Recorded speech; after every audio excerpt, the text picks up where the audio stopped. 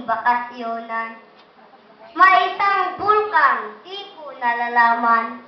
Mas malaki sa taas, sa Kasamayon. Bulkang Pinatubo ang tawag doon. Sa paligid nito'y bukirin sagana. Hindi nagsasala ang mga magsasaka. Dahil siguro sa laba ng garing ito.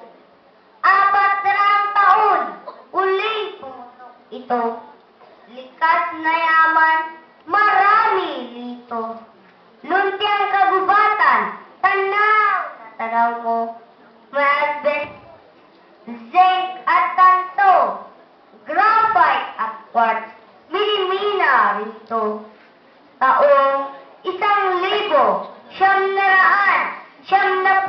sa buwan ng Hunyo, uling pumutok ang bulto. Animoy nagagalit sa ating mga tao. Dahil ba sa pag-abuso sa yaman ng mundo?